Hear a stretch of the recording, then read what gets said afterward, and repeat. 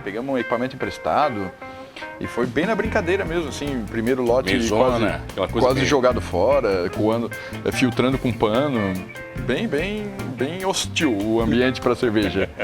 Mas começamos a fabricar e a partir dali gostamos e começamos a estudar o negócio.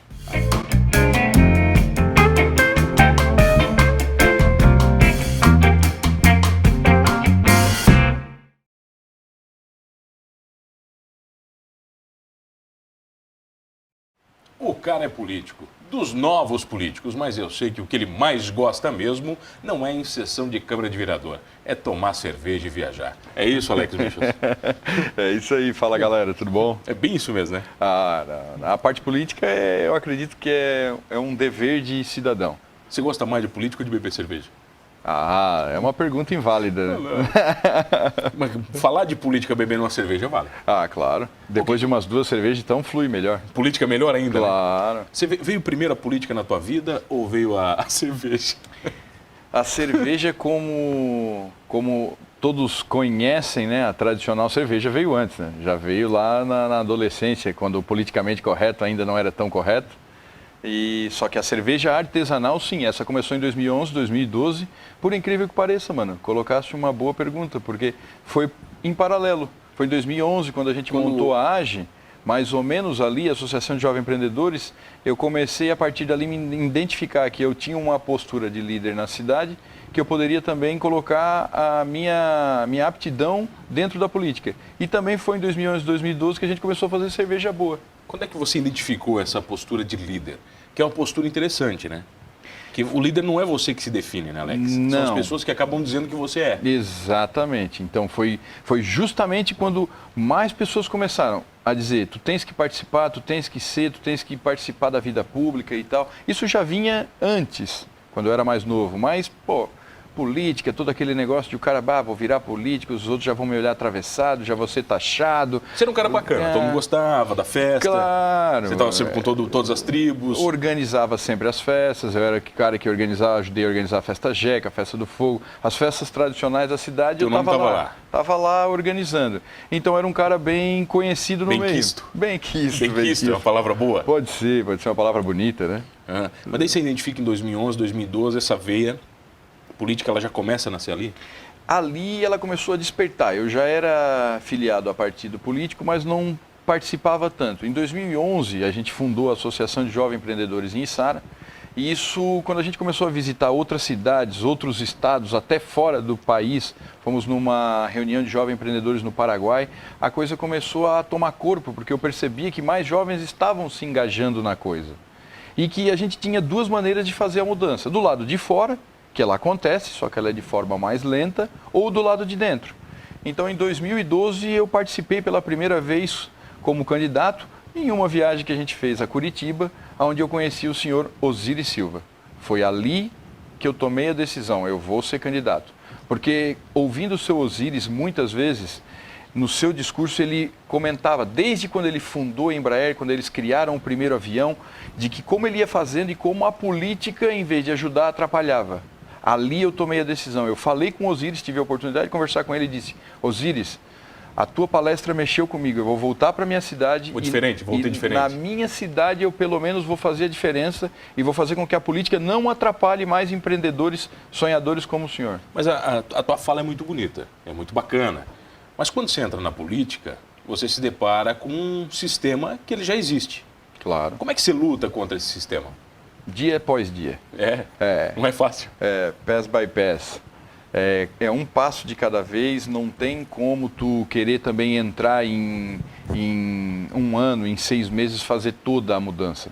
Isso é uma coisa que a gente discute no nosso grupo, porque se nós tivéssemos como mensurar a corrupção no país e ela chegasse na nossa cidade, por exemplo, e a gente fosse mensurar e ela chegasse a 50%, quanto que a gente quer baixar em 4 anos? Porque não adianta a gente achar que vai sair dali em 4 anos e não vai existir mais. Nós temos que dar a nossa contribuição. Então, a nossa ideia vamos dizer que desse de medir. Se nós tivéssemos uma possibilidade de medir 50%, quando a gente sair, a gente quer que esteja 35%. E qual é o próximo passo? Criar novos líderes. Que a política tradicional não tem. Quando se cria um novo líder, eles decapitam. A nossa ideia não. É movimento de passagem, assim como na associação. Faz com que, no associativismo, faz com que novas pessoas se interessem pela política, faz ela crescer. Eu, enquanto político hoje, vou fazer com que essas pessoas queiram participar e assim que possível eu passo a bola para eles e eles vão dar continuidade. Se eles baixar de 35 para 25, de 25 para 20, até chegar a níveis, vamos dizer assim, toleráveis, porque onde existe ser humano existe corrupção. Então nós não é exclusivo do Brasil. Você já se decepcionou muito? Em alguns momentos sim, mas em alguns momentos eu também me surpreendo. Do ponto de vista que? Porque da mesma forma como muitas pessoas vêm às vezes, falar contigo, pedindo as coisas como a tradicional política antiga, não digo antiga, mas a política ruim, a politicagem faz. Que é a troca. A troca de favores, o toma lá da cá, o me dá aqui que eu te ajudo ali. Assim como tem pessoas que vêm pedir isso, vem muitas pessoas dizendo, cara, que bacana esse projeto, como é que eu posso te ajudar? Então tem tudo isso, sabe? E tem muitas vezes que a gente tem que perceber que as pessoas estão habituadas a esse pensamento. Então não adianta ficar braba com elas. Nós temos que demonstrar para elas que existe outra maneira de ser feito. Mas é mais lento ainda esse processo. Mais lento. Por isso que eu digo, é um movimento de passagem. Eu não espero ficar na vida política, estar político a vida toda. Eu espero que a gente consiga fazer um movimento tão intenso de que quando a gente saia, a gente olha para o lado, tem mais 10 querendo entrar. 10 pessoas boas que querem continuar. É uma contaminação do bem, é isso? Exatamente, irradiar a coisa boa. Tá, quando você vira vereador, gostou? É para ti, assim. Tá. Quando você vira vereador, você virou vereador pela primeira vez e virou presidente da Câmara de Vereadores de Sara. Sim. 2 desafios. Primeiro, você não sabia onde você estava pisando como vereador, era um território extremamente novo. E aí você já vira o líder da casa. Sim. Como é que foi isso? Vou colocar 3 desafios. Porque a primeira coisa que eu fiz foi abandonar os negócios. Os seus negócios pessoais? Você não conseguiu tocar? A empresa da família. Não, nem fiz questão de tentar. Foquei 100%. Em janeiro de 2017, eu saí da empresa da família. Comecei a focar só no nosso pub, que daí ocupa uma parte do tempo, mas muito menor. E fiquei 100% dentro da política. Por quê? Porque em janeiro de 2017, eu já me vi com um orçamento que Sara teve um aumento de 4 vereadores da gestão passada para essa. Foi da gestão de 2000 de 9 para 13? De 11 para 15. De 11 para 15. Só aí nós já teríamos um reflexo de R$900 mil a mais por ano, com 4 vereadores e 4 assessores. Então, se eu entrasse em 2017 e não fizesse nada, no final do ano, a cidade de Sara ia gastar R$1 milhão a mais, com 4 vereadores, 4 assessores. Então, aí começou a primeira briga. Porque já em janeiro eu sabia tudo o que eu tinha que fazer, porque depois que a votação foi no final do ano, depois da votação, eu já sabia o que eu tinha que fazer, então eu comecei a fazer conta, onde que eu podia cortar. Então ali começou. Daí contratei o diretor, um advogado, para não ter problema, porque a parte jurídica não é o meu forte. Para ter respaldo. Para ter respaldo. E eu disse para ele, eu quero que faça isso, isso, isso. Ele, não, peraí, não funciona assim. Como não? Eu sou o presidente? Não. O presidente não manda. Isso que tu está querendo fazer passa por decisão em plenário. Os vereadores têm que concordar. Eu assim, e agora? Agora o bicho pega. Agora, mano, como é que eu faço para os vereadores aprovar que eu quero demitir os funcionários, eu quero reduzir o salário dos assessores que são deles, eu quero reduzir a gratificação dos funcionários efetivos, que foi uma redução de 70% dos efetivos, de 38% dos assessores. Aí começou a discussão, conversa aqui, conversa ali, conversa ali, até que chegou um momento que eu disse, não, para. Assim, olha, pessoal, tenho 2 oportunidades aqui. Ou está aqui, eu estou demonstrando os gráficos e os números para vocês, ou a gente faz isso, ou eu demito todo mundo e todo mundo fica sem assessor. Aí demitir você podia? Posso. Aí era a tua prerrogativa? Aí eles, não. Então, até que chegou, eu lembro até hoje... Tá, mas isso não foi tranquilo. Não, eu estou falando de forma tranquila, mas foram 15 dias que eu não dormia, porque era um negócio... Tenso, né? Mesmo. Imagina, como é que tu vai fazer isso, cara? Mexer no bolso das pessoas. Mas não tinha outra opção. Tinha que ser feito. E eu lembro que daí montei o projeto de lei e disse, tá aqui o projeto de lei, vai entrar em votação. Chamei uma reunião extraordinária para ser votado em janeiro ainda, porque a decisão tinha que ser feita o quanto mais breve possível. Senão o primeiro mês já ia ter um impacto financeiro. Então em janeiro eu chamei a reunião. Eu lembro até hoje, um dia antes, um vereador chegou na minha sala e ainda disse, a tua primeira derrota vai ser essa. Com um tomzinho ameaçador, assim, que ele já... Eu li assim, vota como tu queres. Vota como tu queres. Eu já tinha contado os votos, já tinha dado a maioria, já tinha passado de 10, porque uma votação dessa precisa de 2/3. De 15 votos eu preciso 10. Não é a maioria, só. Não. Então eu contei, eu já tinha 10. Depois de ter 10, o que aconteceu no dia seguinte? Unanimidade. Ninguém queria uma rádio ligando perguntando por que ele votou contra, para reduzir os salários, para reduzir os gastos. Então ali foi a primeira vitória.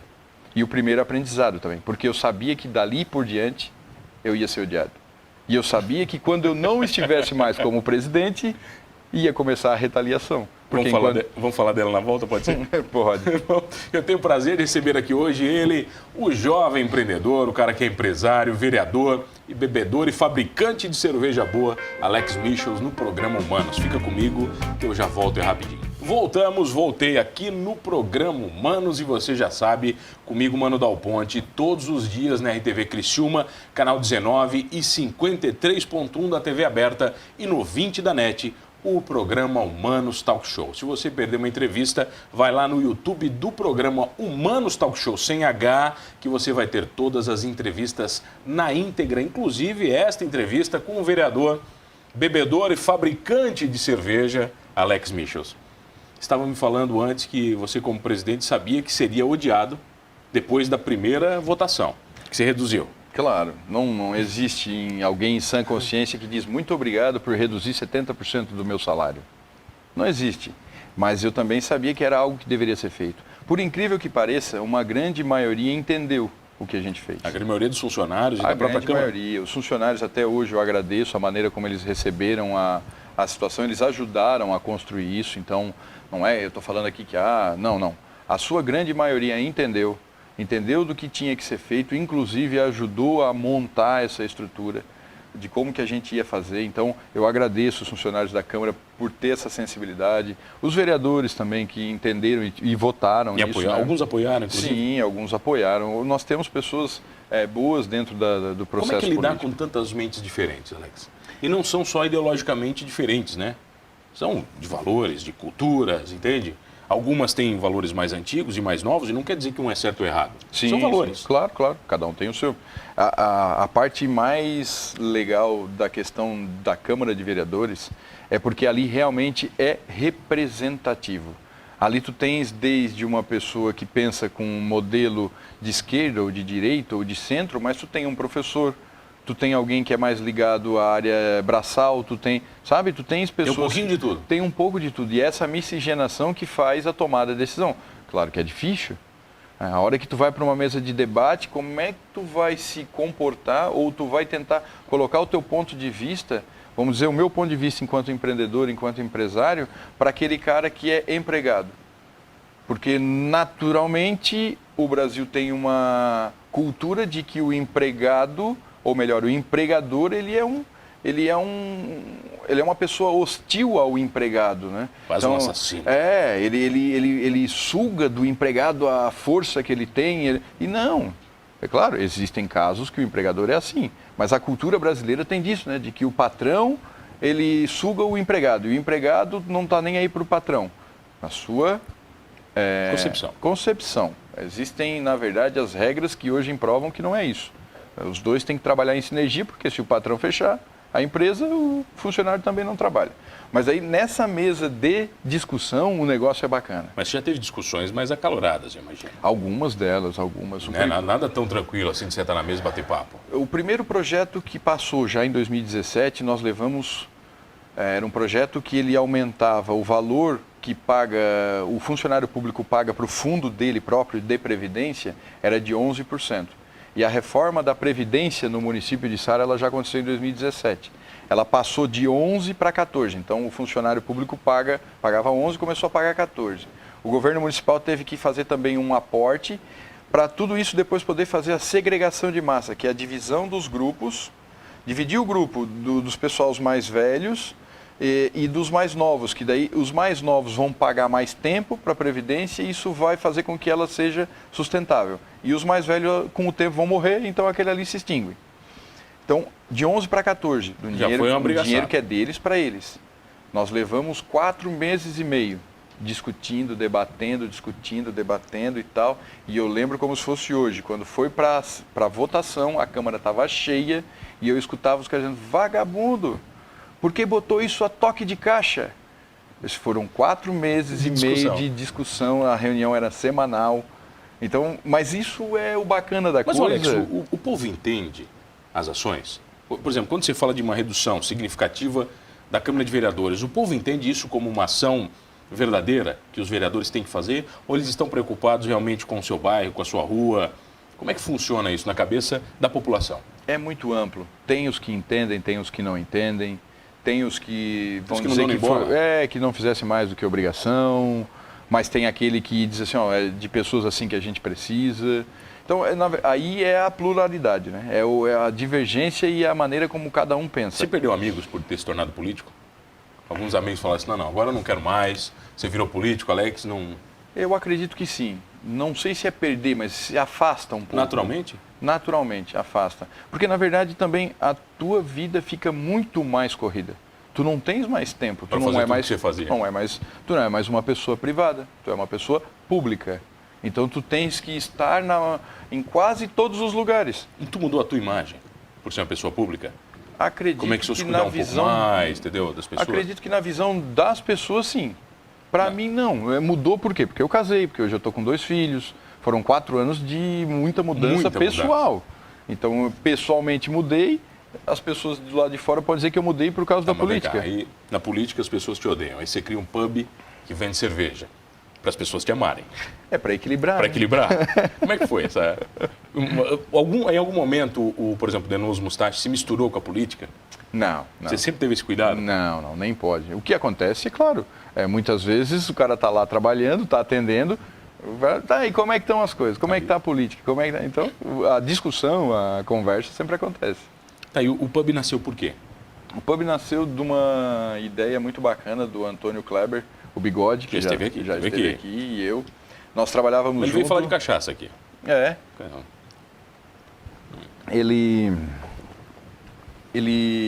Nós trabalhávamos junto. Eu lembro até hoje, na verdade eu não lembro, desculpa. Ele falou para mim agora há pouco de que ele não gostava da atitude que eu tinha tido, porque nós trabalhávamos junto. Ele disse, cara, vamos fabricar cerveja e tal. E ele trabalhava na parte do controle de produção e eu trabalhava no escritório. E eu disse, não, beleza, vamos, depois nós olhamos isso. Mas depois nós olhamos porque eu estava concentrado aqui e ele assim, pô, eu vim com todo empolgado e tal para fazer cerveja e o cara não deu nem a bola. Diz ele que ficou assim, né? 2 meses depois, eu assim, já estou com os equipamentos. Ele, você já tem os equipamentos aí, vamos fazer cerveja. Dele, como assim? Daí começamos a fazer cerveja. Eu morava num sítio, a gente começou a fazer... Mas começaram a fazer de uma maneira amadora. Por brincadeira, pegamos um equipamento emprestado. E foi bem na brincadeira mesmo, assim, primeiro lote quase jogado fora, filtrando com pano, bem hostil o ambiente para cerveja. Mas começamos a fabricar e a partir dali gostamos e começamos a estudar o negócio. Aí sim, fabricando, mas já modelando o negócio, já olhando custos, como é que seria e tal. Principalmente para consumo próprio, imagino, no começo. No começo, consumo próprio, vendia alguma garrafinha aqui, outra ali e tal, vendia em barril depois, mas volume pequeno. Em 2017 a gente tomou a decisão, então, 2016, de construir o pub. Em 2016 a gente iniciou a construção dele, em 2017 ele ficou pronto, mas nós não produzíamos cerveja ainda. Então a nossa produção foi na Lom, lá no Richard. Nós tínhamos a fórmula, produzíamos lá e vendíamos no nosso pub. Era uma cervejaria cigana? Exatamente. Eles chamam? A cervejaria cigana, terceirizada. E em 2018, agosto de 2018, um ano depois do pub montado, nós constituímos a nossa pequena cervejaria, Nano Cervejaria, também lá no Condado da Sangafunda. E daí para agora a gente produz a nossa cerveja para o pub e para alguns clientes. E, na verdade, no pub não tem só a tua cerveja. Não, tem várias outras. Lá são 22 torneiras de cerveja. Hoje, no dia de hoje, tem 10 cervejas nossas e 12 de convidados. A ideia não é fechar as 22 com as nossas, é sempre ter essa parceria, esse associativismo. Que na verdade não se fala em concorrente. Né? Não. Na cerveja artesanal, concorrência é uma coisa muito específica, diferente. O nosso concorrente é a cerveja ruim. A cerveja boa não tem problema. Não tem problema. A cerveja boa ela faz com que mais pessoas mudem a cultura de beber. Então, se é a minha marca ou a outra, não tem problema. Em algum momento da vida, ele vai chegar na prateleira, vai ver a minha e vai comprar por curiosidade. Você viu muita gente mudar o paladar nesses anos com o pub já? Muda. Pessoal que bebia cerveja ruim, não sabia beber, começa a beber uma cerveja boa e diz, opa, peraí, tem alguma coisa diferente aqui? O primeiro cara que eu vi fazer isso foi eu. Você bebia cerveja ruim? É óbvio, né? Muita. Quem não bebeu? Mas você bebia em quantidade, né? Ah, faculdade. Quem não passou pela faculdade? Eu fiquei uns 10 anos na faculdade. Nunca me formei. Que administração? Quem está fazendo? Ah, eu comecei com engenharia civil. Era muita conta. Eu achei que eu ia conseguir montar um escritório e tocar a empresa ao mesmo tempo. Eu disse, vou ficar rico. Que nada, é muita conta. No primeiro semestre fui bem, no segundo semestre fui bem. Terceiro semestre mais ou menos, no quarto eu era o primeiro no boliche que tinha lá em cima, lá em cima perto do diretório. Na Vila Olímpica? Nós estamos falando de 2002, 2003, né? Acabou a faculdade, não quis mais? Não. Daí fui me aprofundando em cursos técnicos, fazendo outros cursos na área, tanto da parte de administração, na parte de comportamento, pessoas. Mas o terceiro grau ainda devo fazer, mas mais para o futuro. Mais para frente. O que a cervejaria te ensinou? A fazer amigos. É uma coisa, mágica. A cerveja realmente é algo que une as pessoas. A cerveja, junto com o fogo, eu acho que deve ser lá dos primórdios. A cerveja é datada de 4, 5 mil anos antes de Cristo. Então, quando descobriram o fogo, já descobriram fazer cerveja, porque as duas coisas unem as pessoas, né? Não tem como tu não faz tu tá na beira de uma praia, tu coloca fogo em 2, 3 gravetos, num instantinho já chega a 4, 5 pessoas. Tu pega e abre um barril de cerveja num instantinho e chega os amigos tudo. Você bota um violão mesmo, acabou. Não, aí... O violão, cerveja e... A cerveja tem muito disso, né? Tem. As pessoas, elas mudam o paladar demais, Alex. Por exemplo, elas começam a tomar uma cerveja mais fraca e de repente já estão tomando uma cerveja mais forte. Passam. É natural isso? São fases. Eu vou colocar aqui por estilos, né? O cara começa por uma Pilsen um pouco melhor, vai passando por uma Munique, daqui a pouco pega a fase da Weiss, da cerveja de trigo, quando vem vai para a fase das cervejas a Pale Ale, que daí tem a americana, a inglesa, daqui a pouco começa a ir para uma cerveja um pouco mais forte, pode ir para uma Barley Wine, pode ir para uma escola belga, então são fases da vida. E não volta mais? É difícil o cara descer? Não, voltar para cerveja ruim nunca mais. Ele fica nas boas. Ele vai ficar dentro ruim que eu digo cerveja que não é feita para ganhar a questão dos atributos sensorial, né? A cerveja que tu tem vontade de grande beber. Massa, você fala. A cerveja de grande massa ela é feita para volume, simplesmente para refrescar e deixar as pessoas ebris, para deixar as pessoas bêbadas. Quando tu começa a tomar cerveja artesanal, até essa parte começa a ficar de lado. É muito gostoso tu chegar em casa e tu abrir uma cerveja e tomar. Você toma uma, né? Tomar uma cerveja e tu toma em casa sozinho, porque é para tu saborear a cerveja, sabe? Diferente da outra que em casa tu tinha na geladeira, mas ficava lá 3, 4 semanas e tu não bebia. Então a cerveja tem isso, a cerveja trouxe bastante amigos. Vocês fizeram alguns eventos inesquecíveis e gigantes ali no pub já. A gente já fez o aniversário de um ano, está fazendo o aniversário agora de 2 anos, em agosto, dia 16, 17 e aí você convidou 18. Inclusive outras cervejarias para estarem lá, né? Sim, a ideia é um festival. É um festival unindo toda a região. No primeiro foi a região da REC e veio alguns da MESC.